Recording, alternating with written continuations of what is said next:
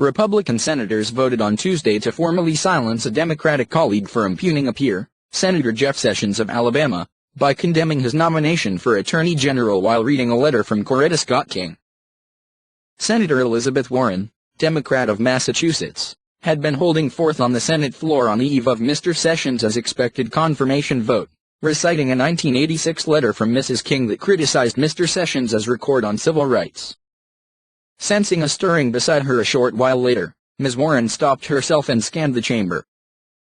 Across the room, Senator Mitch McConnell, the majority leader, had stepped forward with an objection, setting off an extraordinary confrontation in the Capitol and silencing a colleague, procedurally, in the throes of a contentious debate over President Trump's cabinet nominee. The senator has impugned the motives and conduct of our colleague from Alabama, as warned by the chair, Mr. McConnell began, alluding to Mrs. King's letter, which accused Mr. Sessions of using the awesome power of his office to chill the free exercise of the vote by black citizens. Mr. McConnell called the Senate to order under what is known as Rule 19, which prohibits debating senators from ascribing to another senator or to other senators any conduct or motive unworthy or unbecoming a senator. When Mr. McConnell concluded, Ms. Warren said she was surprised that the words of Coretta Scott King are not suitable for debate in the United States Senate. She asked to continue her remarks. Mr. McConnell objected.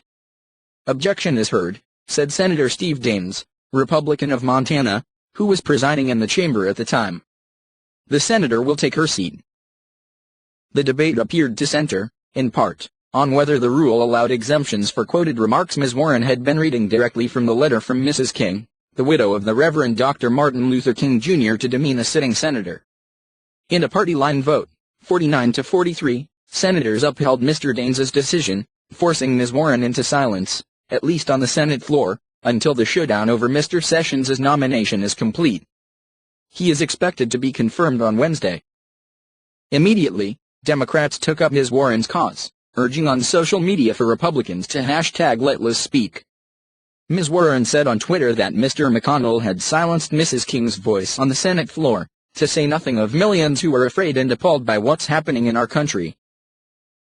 Within hours of being shut down on the Senate floor, Ms. Warren read the letter from Mrs. King on Facebook, attracting more than 2 million views, an audience she would have been unlikely to match on C-SPAN, if she had been permitted to continue speaking in the chamber. Democrats argued that Mr. McConnell was enforcing the rule selectively, citing examples of Republicans appearing to test the boundaries of Rule 19. In one instance from 2015, Senator Ted Cruz of Texas accused Mr. McConnell of lying over and over and over again. In another, last year, Senator Tom Cotton of Arkansas described the cancerous leadership of Senator Harry Reid, the former Democratic leader. Republicans accused Ms. Warren of violating the rule repeatedly, saying she had been warned before Mr. McConnell's objection. Senator John Cornyn, Republican of Texas, suggested that Ms. Warren had been rebuked over a quotation from Senator Ted Kennedy that called the nominee a disgrace to the Justice Department. "Our colleagues want to try to make this all about Coretta Scott King, and it is not," he said. But when Senator Chuck Schumer, the Democratic leader, sought clarification, he was informed that while a warning was issued over the letter from Mr. Kennedy, the ruling itself hinged on Mrs. King's letter.